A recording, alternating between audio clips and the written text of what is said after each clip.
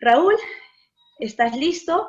Voy a presentar a nuestro siguiente expositor, Raúl Enrics de Palma. Raúl tiene una historia maravillosa, muy dura, muy fuerte, porque él fue diagnosticado cero positivo, jamás tomó antirretrovirales y él está acá con nosotros, sano, además activista, ha ayudado a mucha gente, ha creado organizaciones en España, en el sur de España, y hoy recientemente ha sido elegido vicepresidente de Rethinking AIDS and Unmasking COVID.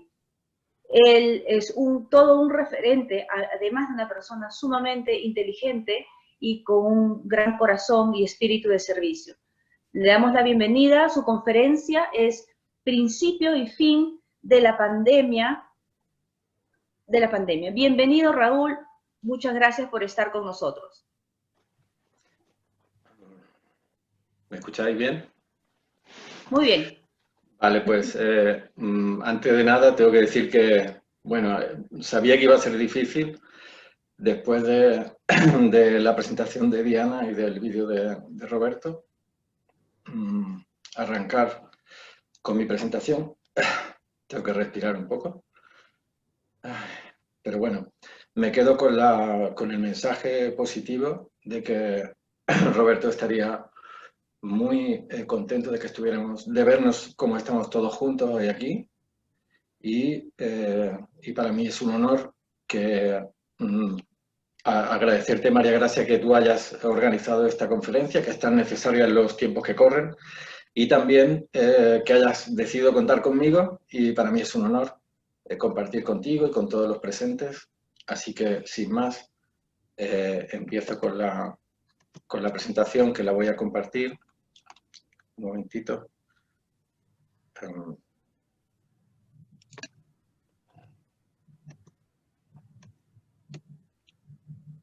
Bueno.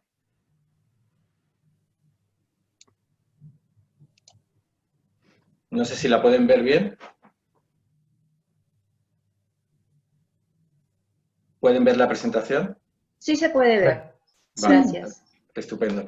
Pues nada, era solamente empezar diciendo que, bueno, aunque el título COVID-19 es el nuevo SIDA, para alguna gente puede resultar exagerado. Yo creo que a lo largo de toda la conferencia nos vamos a dar cuenta de que en realidad está mucho más relacionado de lo que podíamos imaginar.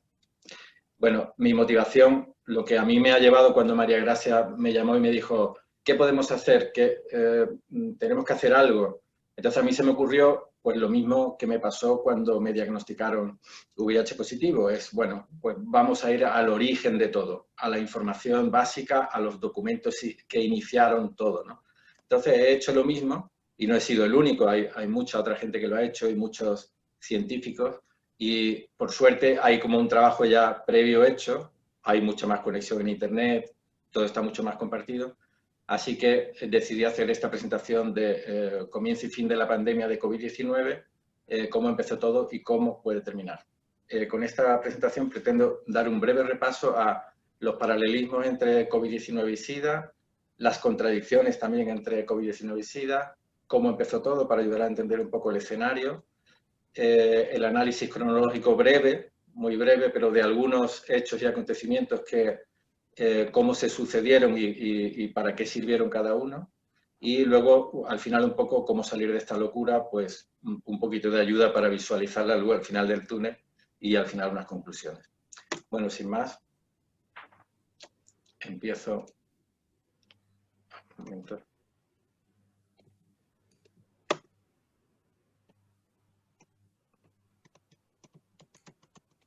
Porque ahora. Bueno, los paralelismos de COVID-19 y SIDA o VIH-SIDA. En COVID-19 se declara públicamente haber encontrado la causa de la enfermedad, un virus, sin tenerlo. En el VIH-SIDA se declara en rueda de prensa el descubrimiento de la causa del SIDA, o sea, de la enfermedad, que era un virus, sin tenerlo. En COVID-19 se desarrolla un método de diagnóstico antes de la publicación del material genético del virus.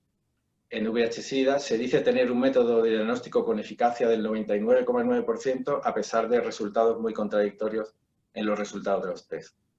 En COVID-19 se va ensanchando el número de síntomas y patologías que se determinan como COVID-19, es decir, que cada vez, acordaros que todo empezó como una neumonía, una cuestión respiratoria, luego ya empezaron las patologías coronarias a incluirse, también renales y de varios tipos que ya no tienen nada que ver con lo inicial, pero va ensanchando, cada vez más cosas significan COVID-19. En el SIDA pasa igual, se cambian varias veces en el tiempo la definición de SIDA para incluir cada vez más patologías. Acordaros que el SIDA empezó en el 81 con 4 patologías reconocidas y actualmente vamos por más de 30 y cada vez que se añadía una nueva patología que el día anterior no era considerada SIDA, al día siguiente había muchos más casos de SIDA, pero no significaba que la epidemia se estuviera expandiendo como parecía, había esa sensación, porque subía el número de casos. Bueno, el COVID-19, las patologías de base, el estado del sistema inmunitario, una respuesta intensiva frente al miedo o la propia intervención médica estarían detrás de las causas de las muertes. En el caso del SIDA, otras causas como la exposición intensiva a agentes estresantes, también el miedo, el consumo masivo de drogas o la disbiosis intestinal estarían detrás de la causa de las muertes. En el COVID-19, a pesar de la crítica de numerosos profesionales del ámbito sanitario a la respuesta de los gobiernos, siguen avanzando sin mirar atrás. Fijaros la cantidad de grupos de Médicos por la Verdad, de gente a través de sus canales particulares, alrededor del mundo, en un montón de lenguas diferentes, están diciendo un montón de evidencias y, sin embargo, como que no se mira, se sigue para adelante y ya está. En el caso del SIDA pasó exactamente igual. A pesar de la innumerable evidencia disponible, o sea, son ya 40 años de evidencia, imaginaros que nos parece ya muy evidente todo lo que sabemos del COVID y todavía no ha pasado un año. En el caso del SIDA tenemos 40 años de evidencia disponibles que hacen cuestionar la teoría oficial y, sin embargo, siguen inventando respuestas insostenibles, ¿no? Como bien decía Roberto Giraldo, pues, por ejemplo, de que el VIH en África prefiere más a las mujeres y es más heterosexual y prefiere más a las mujeres negras, y sin embargo el VIH1 prefiere más a los hombres, homosexuales preferiblemente, y blanquitos. O sea, una cosa loca. Entonces, también ha habido contradicciones en esto, no solamente paralelismos, y ahora yo cito algunas. Por ejemplo, en el COVID-19 se usa la PCR como técnica para diagnóstico de COVID-19. O sea, te dicen, eres COVID-19 positivo por una técnica de PCR. Sin embargo, en el VIH-Sida no se usa la PCR como técnica de diagnóstico. El SIDA solo puede determinarse clínicamente y el VIH positivo se usa otro tipo de pruebas que son los de los anticuerpos. Ahora vamos a los anticuerpos. En el COVID-19 los test de anticuerpos, los serológicos, se consideran poco específicos. Por eso apenas se usan, o si se usan con el conocimiento de que son 50% falibles. Sin embargo, en el VIH-Sida se usan los test de anticuerpos porque dicen que es el método más específico de diagnóstico. Contradicción. En el COVID-19, tener anticuerpos se considera una señal de inmunidad competente, al menos por ahora, porque como cambian de criterio, mañana nos harán pensar que en realidad tener anticuerpos puede significar otra cosa. Pero bueno, de momento, tener anticuerpos se considera inmunidad competente. Sin embargo, en el SIDA, tener anticuerpos se considera estar enfermo con patología grave. Otra contradicción, el COVID-19, hay un número altísimo de contagios entre profesionales sanitarios y sus pacientes, con un número importante de muertes en solo un mes. Yo tengo aquí anotado que hasta el 17 de mayo, a partir de ese momento ya perseguir los datos se hacía un poco demasiado difícil, pero hasta el 17 de mayo se habían contagiado 50.938 sanitarios, hablo de España, España solo. 50.938 sanitarios, de un total de 231.000, es decir, que 50.000 de 231.000 son muchos. Y con un resultado de 35 muertes hasta la fecha 6 de mayo, o sea, en apenas 2 meses, 35 muertes, que luego el Colegio de Médicos, las asociaciones profesionales dicen que no son 35, que son 76. Pero bueno, nos hace una idea de muchísimos contagios y muertes, bastantes. Y, sin embargo, en el SIDA, en casi 40 años, no se han reportado casos de contagio entre pacientes y personal sanitario, ni científicos, y menos aún casos de muerte. Otra contradicción, variedad importante de opiniones, estudios, investigaciones y recomendaciones que difieren de la versión oficial y expresan su visión abiertamente, sin miedo. Es decir, esto lo estamos viendo como estamos haciendo nosotros en la conferencia, pero es que en el caso del COVID-19 es masivo. O sea, es verdad que no a través de los medios de comunicación masivos, porque ya sabemos para quiénes trabajan, pero hay montones de canales, de páginas web, de canales particulares que están mucha gente diciendo esto y todo el mundo lo está compartiendo. Sin embargo, en el caso del SIDA, después de 40 años, sigue siendo minoritaria la postura disidente con la versión oficial. Excepto, por supuesto, muchos de los conferencistas de hoy que sí se han atrevido y son valientes a posicionarse en cuestionar la teoría oficial del SIDA, ¿no?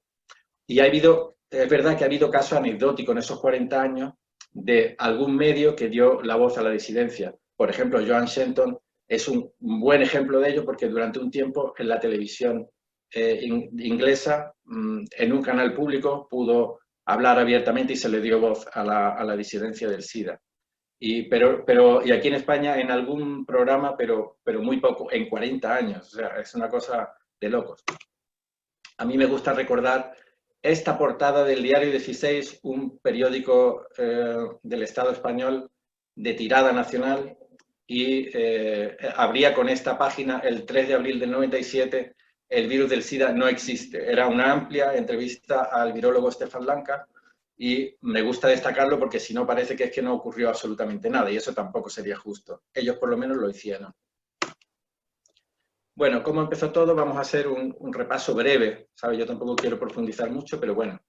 La definición del SARS-CoV-2 o COVID-19, como quieran, significa que el cuadro clínico es una neumonía atípica, en contraposición a las neumonías típicas, cuando se conocen o se pueden identificar los patógenos porque ya son conocidos. O sea, esa en principio sería la definición, que es una neumonía en la que el agente o el posible agente patógeno todavía no lo conocemos. Entonces se llama atípica, pero no significa que sea desconocido.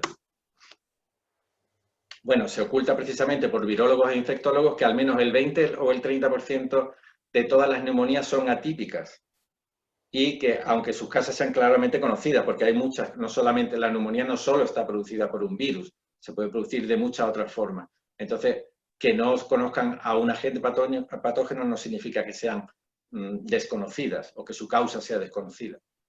Entonces, no se justifica que se presente como causada por un virus desconocido, pero claro, eso fue al final la base, el tema del virus desconocido, al final es la base del miedo y del pánico.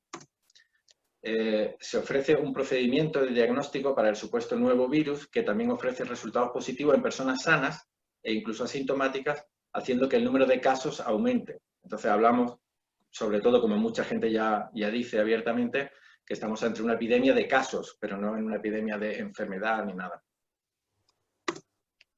Se va añadiendo patologías, dolencias y síntomas en la neumonía atípica, que hace que aumente el número de casos. También aumenta el número de casos porque se hacen más test. Acordaros que la OMS insiste una y otra vez que tenemos que hacer muchos test y muchos test. Entonces, claro, no solamente aumenta el número de casos porque voy aumentando las patologías y las dolencias, incluso a los asintomáticos ya les llamo también casos, sino que además también uso cada vez más la prueba y eso hace que cada vez haya más casos. Y da la sensación de la propagación de la epidemia, ¿no? Entonces se convierte en un síndrome que se muestra como una nueva enfermedad viral y el efecto de su propagación. Bueno, el análisis cronológico lo voy a hacer breve. He anotado algunas cosas que me han parecido como anecdóticas, como una cosa a veces un poco loca, como esto, ¿no? Virólogos de la Universidad de Barcelona realizaron pruebas en muestras tomadas entre enero de 2018 y diciembre de 2009, es decir, 2 años. Encontraron rastros de SARS-CoV-2, o lo que dicen que es SARS-CoV-2, en muestras de aguas residuales recolectadas el 12 de marzo de 2019, 9 meses antes de que se identificaran los primeros casos de COVID en Wuhan. Esto sugeriría que el virus estaba en circulación general en todo el mundo antes del diciembre de 2019. Acordaros que en el tema del SIDA pasó algo parecido. ¿Os acordáis de aquella, claro, como ha pasado igual, que en realidad hablan del VIH sin tener el VIH, pues tomaron restos de una persona que había muerto congelada y se habían quedado restos en un banco de datos genéticos y le hicieron la prueba y la persona era del 1940 y le hicieron la prueba y dio positivo. Entonces decían que el virus, el VIH, estaba desde hacía muchos años. Bueno, esto es más o menos lo mismo, ¿no? Y dice, fijaros qué contradicción, encontramos, dice el propio texto científico, el paper científico, dice, encontramos rastros de virus en una sola muestra de marzo, en la del 12 de marzo, y nunca más hasta 2020, o sea, desde enero de 2018 hasta diciembre de 2020, o sea, hasta, sí, diciembre de 2019, solo el 12 de marzo encontraron una muestra. Y además añaden que la concentración de virus en la muestra estaba al mismo nivel que las muestras de marzo y abril de 2020. Es decir, en España, marzo y abril de 2020 era plena pandemia, los números más altos de muerte y tal. Entonces, la concentración de cuando la pandemia estaba más alta, la concentración del virus en las aguas residuales era igual que la de solo un día de 2019, el 12 de marzo. Ni antes ni después. O sea, una cosa completamente loca. Pero esto es producto de llamar virus a algo que no es un virus. Bueno, seguimos con el análisis cronológico. El paciente cero, que es otra cosa que me hace mucha gracia porque los infectólogos, epidemiólogos y virólogos les gusta mucho jugar a esto del paciente cero. Acordaros de que en el caso del SIDA también hicieron un estudio que llevaron, bueno, se gastaron un dineral, de dinero público por supuesto, y mucho tiempo hasta que consiguieron identificar al paciente cero. En el SIDA fue ¿cómo se dice? Ahí no me sale. Bueno, un personal de tripulación de vuelo, un azafato canadiense, que por lo visto había viajado a muchos sitios porque trabajaba de eso y como era gay, en cada sitio se juntaba con varias gente, entonces él había sido el paciente cero. Ya está, sin más historia, seguramente se lo inventaron todo. Aquí el paciente cero, al menos ellos dicen en el documento científico, que le consideran paciente cero a pesar de no salir apenas de casa, una persona muy mayor, tenía Alzheimer, ningún familiar tuvo síntomas, ni estuvo enfermo ni nada, y luego no han podido establecer conexión entre esa persona y todos los casos posteriores que han ocurrido. Es decir, que, pues entonces, ¿cómo puede ser el paciente cero? ¿Sabes? Es una cosa de locos.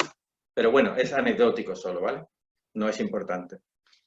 El Instituto Nacional de la Salud de Italia examinó 40 muestras de aguas residuales. Bueno, aquí pasa un poco lo mismo, en octubre de 2019 y febrero. También en dos fechas. Bueno, aquí le dan en el 18 de diciembre. Le pasa igual en Italia. No dicen el grado de concentración del virus, no lo dicen, pero pasa exactamente igual. Un día, el 18 de diciembre, da positivo, pero ya nunca más. También pasó en Francia, que luego lo he mirado y también habían hecho lo mismo en Francia. Bueno, aquí ya va un poco más cerca de, digamos, de la fecha donde todo ocurrió, ¿no? El 30 de diciembre de 2019, Li Wenliang, que es este odontólogo que ahora ha pasado a ser considerado en China como un héroe casi, envía un mensaje a través de WeChat, que es algo parecido a WhatsApp, a 7 médicos que trabajaban en el mismo hospital que él, de 7 casos que él consideraba que era de SARS. SARS, acordaros que era la epidemia, la pandemia que hubo bueno, epidemia, porque esa se quedó en China. Entonces, la epidemia de SARS en China que causó muchísimos muertos en 2003. Entonces, esto hay que recordar que desde 2003, como hubo tantas muertes, se han estado bombardeando constantemente creando organismos, estudios y tal, para evitar que eso pasara de nuevo. Y entonces está todo el mundo como muy predispuesto a que va a ocurrir otra vez. Entonces, este precisamente es uno de los casos. Li Wenliang, porque vio algo, pues alertó a sus colegas, a 7 médicos, dicen, oye, que a mí me ha dado estos resultados positivos, tengan cuidado y protéjanse. No tenía intención de causar pánico y uno de los médicos hace una captura de pantalla del mensaje de WhatsApp y lo difunde por internet. Y a partir de ese momento ya se lió todo.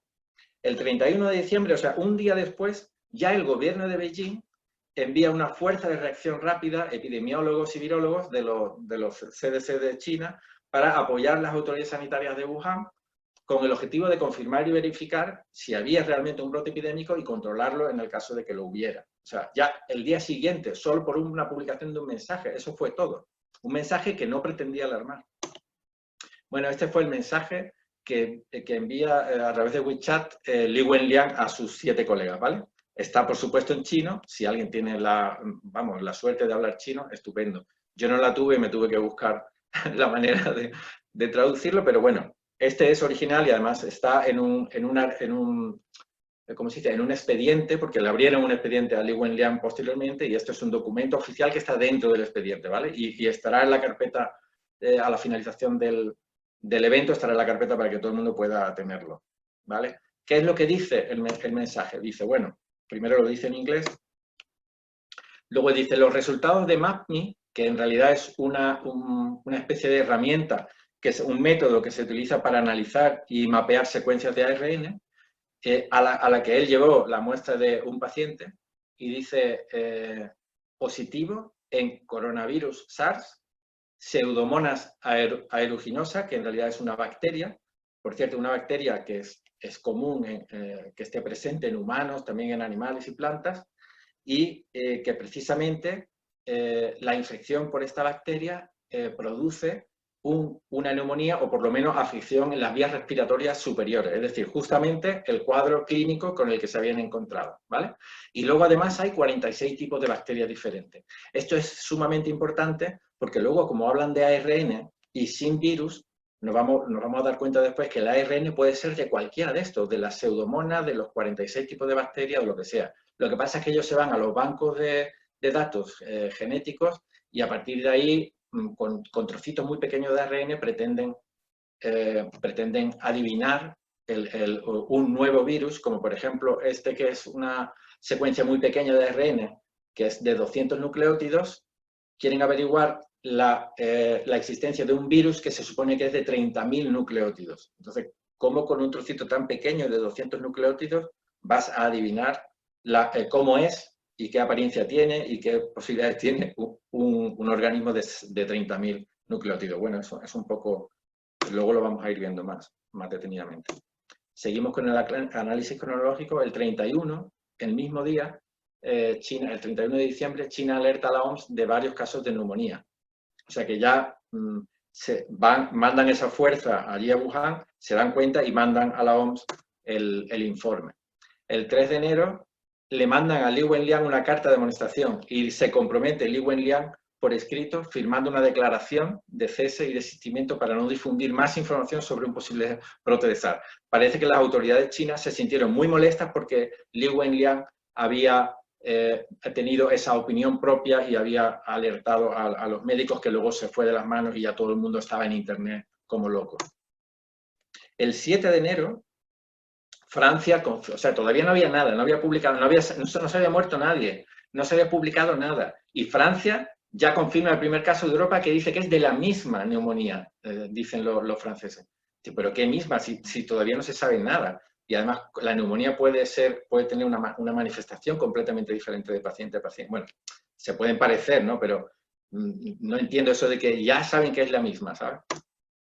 Bueno, esta es la carta de amonestación que le mandan a Li Wenliang, que también está en chino, pero aquí ya sí encontré en el mismo expediente que le abrieron, está traducido también al inglés, ¿vale? Y entonces dice, básicamente lo que dice es, su acción alteró gravemente el orden social, su acción ya ha excedido el alcance de lo permitido por la ley, ha violado las disposiciones pertinentes de la Ley de Sanciones de la Administración de Seguridad de la República Popular de China, es un acto ilícito. El órgano de seguridad pública espera que usted coopere activamente en su trabajo, escuche las advertencias de la policía y a partir de ahora cese la actividad ilegal. ¿Puede hacer eso? ¿Y qué responde Li Wenliang, el pobre? Dice, sí. Esperamos que se tranquilice y que reflexione con cuidado y le advertimos solemnemente, si insiste tercamente en mantener su propia opinión, sin pensar en el arrepentimiento y continúa cometiendo actos ilícitos, sufrirá sanciones legales. ¿Entiende eso? La respuesta dice, sí, lo entiendo. Bueno, para que veáis lo que ocasionó todo esto. O sea, este fue el mensaje de una cosa, ese fue el inicio de todo. Análisis cronológico, seguimos. El 10 de enero, Li Wenliang y poco después sus padres desarrollan síntomas de neumonía. Li se aísla porque estaba convencido, él seguía convencido, aunque ya no lo podía decir abiertamente, pero seguía convencido de haber sido contagiado con el SARS de un paciente que atendió el día anterior.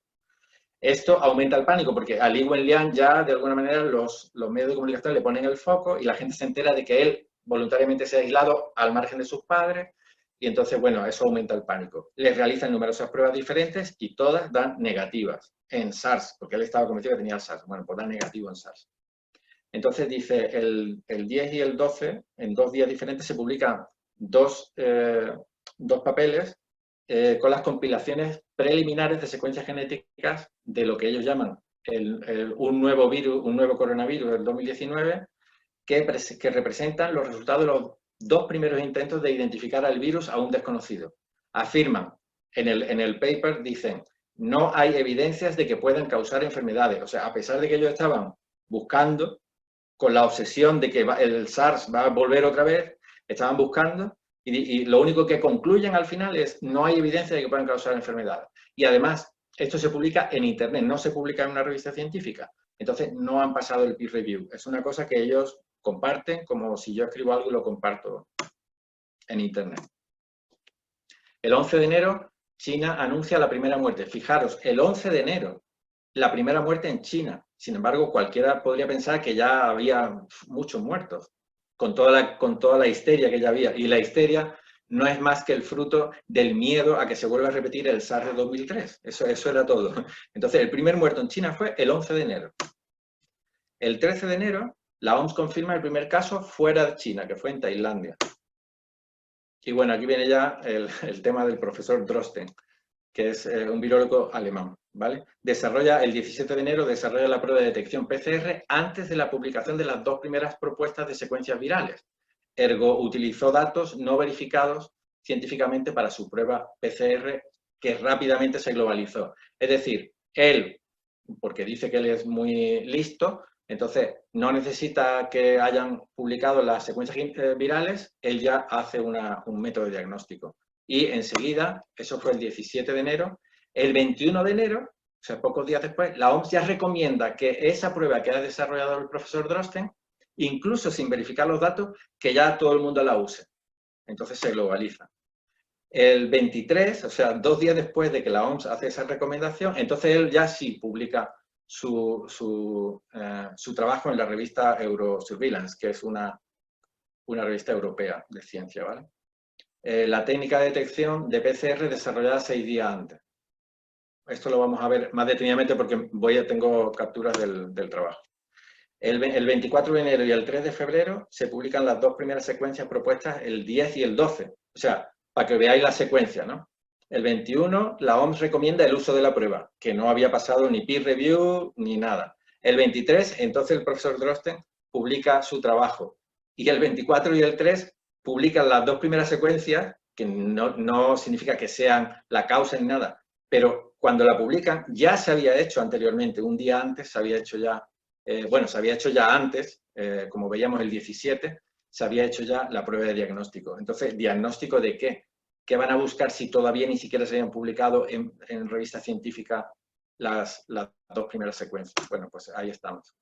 Y ya me centro un poco en el fraude del profesor Drosten. Estos son algunas capturas del trabajo, que también lo he compartido entero, pero bueno, he sacado algunas cosas para que lo veáis. Dice, en la presentación, o sea, en el inicio del documento, dice, el brote en curso del nuevo coronavirus de reciente aparición plantea un desafío para los laboratorios de salud pública, ya que los aislamientos de virus no están disponibles mientras existe una creciente evidencia de que el brote está más extendido de lo que se pensaba inicialmente. Dice el brote, pero bueno, si a la vez está diciendo que no hay aislamiento de virus, ¿el brote de qué? Bueno, como mucho podemos decir, de neumonía, es como si un brote de resfrío, ¿vale? Entonces, sigue más abajo. Nuestro objetivo era desarrollar e implementar una metodología de diagnóstico sólida para su uso en entornos de laboratorio de salud pública sin tener disponible material de virus. Entonces, esto es una cosa como una contradicción en sí misma. Quieren una metodología de diagnóstico sólida, pero sin tener disponible el material del virus, lo cual es una completa absurdo, ¿no? En el presente caso, sigue el documento, en el presente caso del 2019 nCoV, que es como se llamaba el SARS-CoV-2 antes, aislamientos del virus o muestras de pacientes infectados no han estado disponibles hasta ahora para la comunidad internacional de salud pública. Todo esto para que veáis que ellos lo reconocen abiertamente. No fue así en el caso del SIDA. En el caso del SIDA, todavía hoy en día siguen diciendo que sí, que está aislado y no sé qué tal, ¿no? Ellos lo dicen abiertamente. Ya estamos en otro nivel. Ya el paradigma que se inició en el 2000, o sea, en los años 80 con el SIDA, ya está mucho más desarrollado. Ya lo hablan abiertamente. Informamos aquí sobre el establecimiento y validación de un flujo de trabajo de diagnóstico para la detección y confirmación específica del SARS-CoV-2, diseñado en ausencia de aislamientos de virus disponibles o muestras originales de pacientes. Es decir, parece todo como muy sorprendente, ¿no? Cualquier persona que no hace falta ser muy listo, se da cuenta que aquí hay algo raro. El diseño y validación fueron posibles gracias a la estrecha relación genética con el SARS, es decir, que como ellos consideran que por el trocito de 200 nucleótidos que han encontrado hay una relación porque el SARS-CoV de 2003 también tenía un trocito similar, entonces debe ser del SARS, debe ser pues, de familia del SARS, ya está. Y apoyados por el uso de tecnología de ácido nucleico sintético. Ahí empiezan a reconocer que como no tienen el virus, tienen que usar algo, y entonces usan material sintético. Sigue diciendo, antes de hacerse público la secuencia del virus de casos del nCoV, o sea, del nuevo coronavirus, nos basamos en los informes de los medios de comunicación sociales. Mira qué fino le ha salido. Los medios de comunicación sociales es Internet, ¿vale? Nos basamos en los medios de informaciones de los medios de comunicación sociales que anunciaban la detección de un virus similar al SARS. Todo es similar. Por tanto, dicen, asumimos que un coronavirus relacionado con el SARS está involucrado en el brote. Ya está. O sea, no hay más. Ellos lo asumen porque se parece y ya está.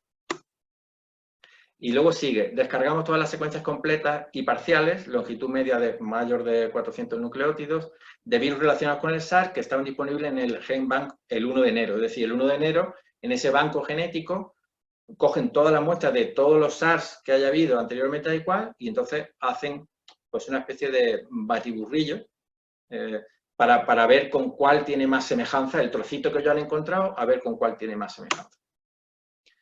El presente informe describe el establecimiento de un flujo de trabajo de diagnóstico para la detección de un virus emergente en ausencia de fuentes físicas de ácido nucleico genómico viral, es decir, en ausencia de virus.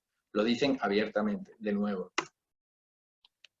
Dice más abajo, en el caso de una emergencia de salud pública, los laboratorios de diagnóstico competentes pueden confiar en esta sólida tecnología para establecer nuevas pruebas de diagnóstico dentro de sus servicios rutinarios antes de que estén disponibles los informes predesarrollados. Es decir, y con todo eso, y le llama una sólida tecnología. Bueno, esto es de risa. En realidad es cínico a no poder más. Bueno, visto lo del profesor Drosten, vamos a la otra publicación, a los que habían dicho que habían encontrado un nuevo virus. Eso, digamos, lo del profesor Drosten es sobre el diagnóstico, sobre la PCR, y esto es sobre el papel que se publicó sobre la existencia del nuevo virus, ¿vale? Y que fue posterior. Y entonces dice, como no realizamos pruebas para detectar virus infecciosos en sangre, evitamos el término viremia. Viremia significa precisamente infección por virus. Entonces, evitamos el término viremia y utilizamos arenemia en su lugar. Entonces tú dices, espérate, evitaste, como no hicisteis, es que hay que leerlo varias veces, como no realizamos pruebas para detectar virus infecciosos en sangre, evitamos el término de infección por virus, obviamente. Pero ahora dice, y utilizamos arenemia, que es como, bueno, no sabemos lo que es eso, pero como si te digo saponemia, y nos tragamos otro sapo, ¿sabes? Bueno, con perdón de los sapos, que me perdonen. No tengo nada en contra de los sapos. En su lugar. Entonces, dice, la gente se puede preguntar, ¿qué es arenemia? Bueno, pues arenemia se definió como el resultado positivo para RT-PCR en tiempo real en la muestra de plasma. Es decir, que es como una pescadilla que se muele la cola, ¿no? O sea, ¿qué significa arenemia? Si no es infección por virus. Dice, pues que ha dado positivo en un test de PCR. ¿Pero en un test de PCR de qué? Si estáis diciendo que no hay virus. Bueno, es un poco una locura, ¿no? Para que veáis que ellos lo dicen abiertamente. Análisis cronológico. Seguimos. El 30 de enero, la OMS declara el brote como una emergencia sanitaria global. Ya entonces todos los países empiezan a tomar medidas y tal. Y la primera muerte fuera de China, en Filipinas, el 2 de febrero. El 7 de febrero se cambia el nombre de un presunto virus posiblemente defectuoso e inofensivo, que es como a veces se le llaman a esos trozos de ARN que se pueden encontrar. En todas las personas tenemos trozos de ARN que están por ahí porque eso lo produce la célula. Y es sencillamente actividad celular, o sea, es un producto de la actividad celular normal y corriente en todas las personas, animales y plantas.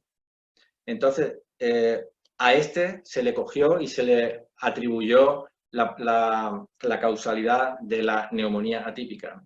Entonces, a esos trocitos a veces se le llama también en ciencia posible virus defectuoso o inofensivo. Entonces, no le hacen mucho caso, excepto cuando le quieren hacer caso, como es este, ¿no?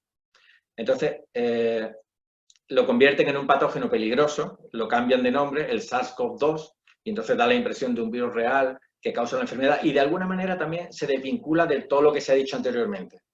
Es como, acordaros que en el VIH pasó igual. El VIH en el 84 no se llamó VIH, en el 84 cuando Robert Gallo, como dijo antes María Gracia, cuando Robert Gallo hizo esa rueda de prensa, no era VIH, era HTLV3.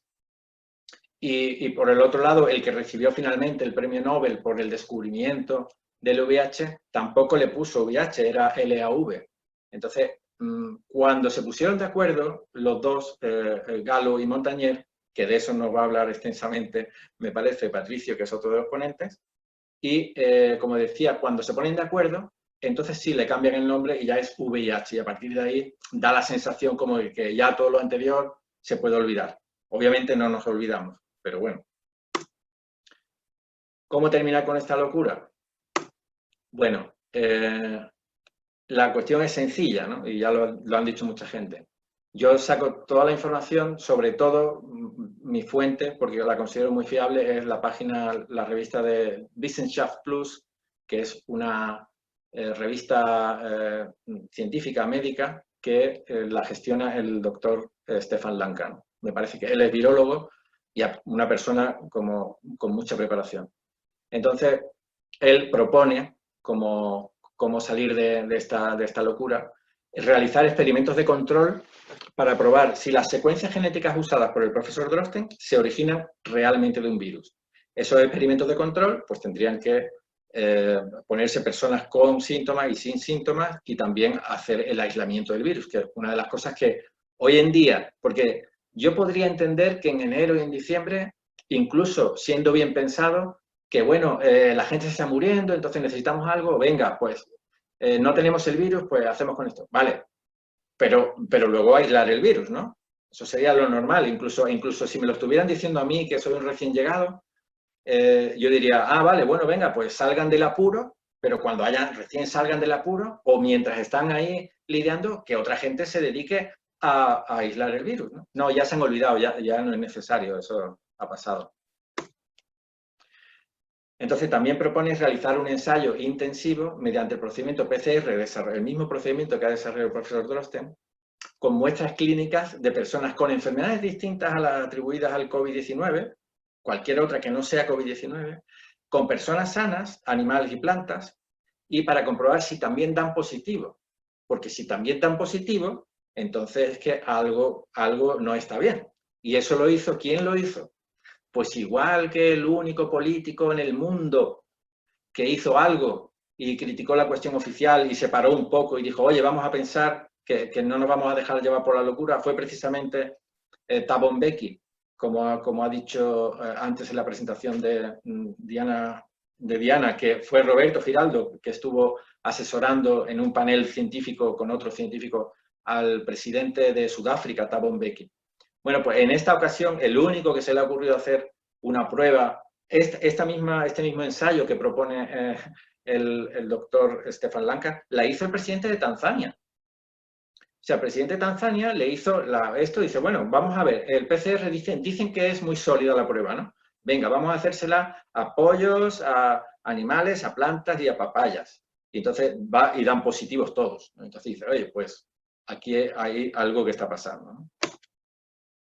En el momento que estos experimentos se lleven a cabo, la crisis del coronavirus termina inmediatamente, porque es que es pura lógica. Se evidenciaría que está todo sostenido sobre algo que en principio no se sostiene, o sea, que no está verificado, no está comprobado. Es como todo fruto de una presunción. Pues yo presumo que esto será así. Yo asumo que será un SARS porque se parecía al otro. Y todos son aproximaciones y tal, y conjeturas. Y la ciencia, señoras y señores, la ciencia no se hace con conjeturas. Creo que eso lo puede entender hasta mi sobrino pequeño. La ciencia, todo el mundo entiende que es algo riguroso. Entonces, para ser riguroso, esto es una broma de mal gusto, una pesadilla, diría yo, ¿no? Pero esto no se sostiene. Bueno, entonces, como conclusiones, yo diría, aprendamos a gestionar nuestra salud individual y comunitaria, no esperemos que lo hagan por nosotros, no derivemos esa responsabilidad a autoridades que sufren de miopía severa, cuando no ceguera, y de contaminación de los intereses de la industria y los mercados. Y una posible solución a la amenaza real del monopolio del conocimiento y de los cárteles de la información, los más media, revistas científicas, etcétera, sería la creación de una nueva institución, de una corte de la ciencia, un tribunal internacional similar al Tribunal Internacional de Derechos Humanos, cuya única misión sería la de evaluar la validez de las declaraciones científicas y técnicas, del consenso contemporáneo establecido en torno a cualquier declaración y cuando éstas hayan sido cuestionadas, así como también las hipótesis alternativas que se presenten. Me parece que es mínimamente razonable. Entonces ya está, solamente eso era todo lo que tenía para compartir. Y ahora doy paso, dejo de compartir pantalla y doy paso a... un momentito, a ver si me sale. Ahí estás. Muy bien, muchísimas gracias. Muy bien. Okay. Excelente, excelente. Tu cronología ha sido muy precisa. No sé, iba a poner el reloj y se me ha olvidado. No importa, no importa. Además, acuérdense que tenemos 15 minutos de la presentación de Manuel Garrido, que no va a poder participar